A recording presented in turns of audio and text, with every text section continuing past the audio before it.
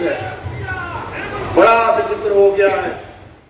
सर्वजन पेंशन योजना सहित 112 योजनाओं का शिलान्यास और उद्घाटन पुलिस लाइन मैदान में कर मुख्यमंत्री हेमंत सोरेन ने उपराजधानी दुमका समेत पूरे राज्य को सौगात दिया। सीएम हेमंत सोरेन ने 401 करोड़ की लागत से विभिन्न योजनाओं का शिलान्यास एवं उद्घाटन किया। कार्यक्रम का शुभारंभ शहीद स्मारक पर पुष्पांजलि और दीप प्रज्वलित कर किया गया। डीआईजी सुदर्शन मंडल और डीसी रविशंकर शुक्ला ने सीएम हेमंत सोरेन समेत अतिथियों को पौधा देकर सम्मानित किया। इस मौके पर सीएम हेमंत सोरेन ने कहा कि आपके आशीर्वाद से जीता हूं और अब कर्ज चुका रहा हूं। उन्होंने भाजपा का नाम लिए बिना ही कहा कि राज्य में 20 साल शासन करने के बाद भी राज्य की हालत खराब कर दी। यदि और कुछ दिन रहते तो ये लोग राज्य को बेच देते। उन्होंने कहा कि राज्य में गरीबों को देने के लिए पेंशन नहीं है, लेकिन बड़े बड़े लोगों को ऋण देने के लिए पैसे हैं। राज्य के लोगों के पैसे बाजार में सरकार ने लगा दिए, जो अब रुपए भी कमजोर हो गया। लोगों को रोजगार देने के बदले हिंदू, मुस्लिम और सिख ईसाई कर रहे हैं। 2 साल में मर जाएगा, लेकिन आज तक पेंशन नहीं मिला। उस समय डीसी साहब लोग बोलते थे कि सर इसका पेंशन नहीं हो पाएगा, क्योंकि आप इससे ज्यादा पेंशन स्वीकृत नहीं कर सकते।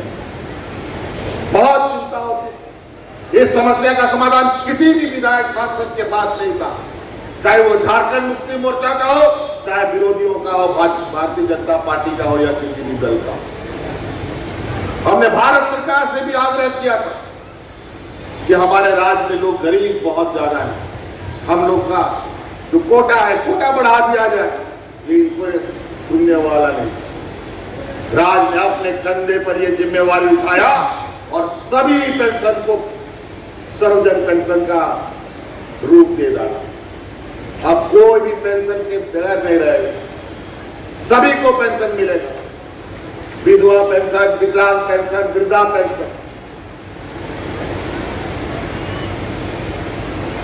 इनके पास बड़े बड़े व्यापारियों का ऋण माफ करने के लिए पैसा है, सोने के थाली में खाना परोसने का पैसा है इन लोगों के पास, हाथी उड़ाने का इनके पास पैसा रहता है, लेकिन गरीबों का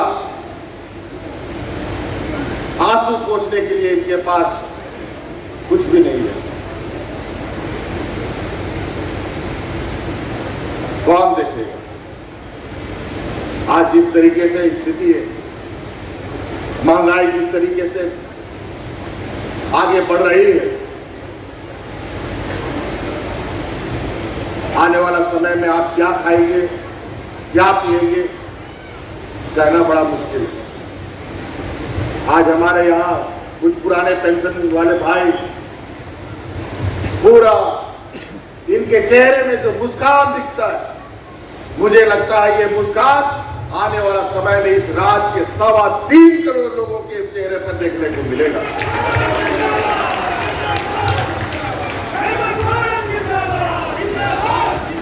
आखिर आप काम कैसे करेंगे? दिन भर रात भर आप सर पे तलवार लटका हुआ रहेगा कि नौकरी करने के बाद मेरा भविष्य क्या होगा। तो नौकरी कीजिएगा, क्यों भविष्य के बारे में चिंता कीजिएगा? दिन भर आप ये सोचिएगा कि हम रिटायर कर जाएंगे, हमारा बाल बच्चा भूखा मर जाएगा। क्या काम करेगा हमारा कर्मचारी जब उसको सामाजिक सुरक्षा आप नहीं दे पाए? आज पूरे देश के कर्मचारियों का पैसा लेकर के आपने बाजार में लगा दिया, और बाजार की जो हालत है, औंधे को रुपया गिर पड़ा, और कब खड़ा होगा इसका कोई गारंटी नहीं, और जब खड़ा होगा तो रुपया का क्या वैल्यू होगा आप अंदाजा लगा लीजिए। आज इसीलिए सरकार ने उन कर्मचारियों के लिए भी पुराना पेंशन लागू करने का निर्णय लिया, उस पर नियमावली बनने को तैयार है। देश की स्थिति बड़ा अजीब है, बड़ा विचित्र हो गया है।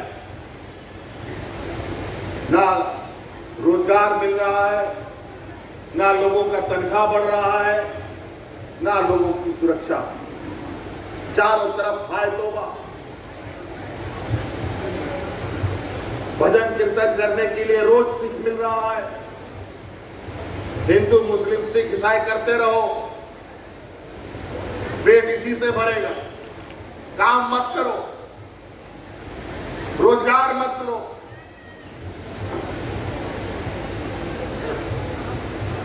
चारों तरफ डर भय का माहौल।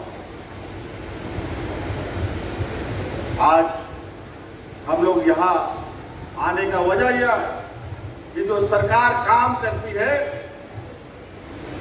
वो काम जमीन पे उतर रहा है कि नहीं, ये भी देखना हम लोगों का काम है। इसी के तहत आज यहाँ पर हम लोग आए हैं कि पदाधिकारी ग्रामीण लोगों के लिए काम करते हैं कि नहीं करते। कागज पर काम करने वाली सरकार नहीं है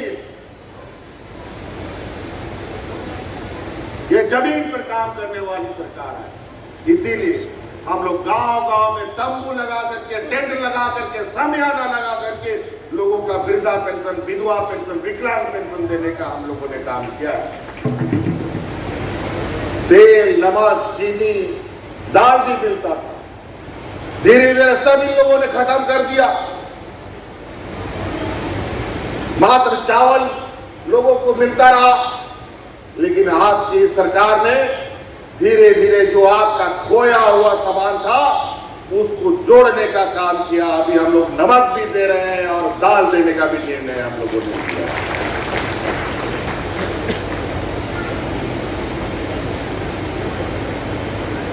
ये लोग देने वाले लोग नहीं है, ये लोग लेने वाले लोग हैं, छीनने वाले लोगों में से। और इन योजनाओं को देखकर हमारे विरोधियों का पेट में दर्द होता। थोड़ा समय के लिए पहले हम एक बार कुछ दिनों के लिए 13-14 महीने के लिए सरकार बनाए थे।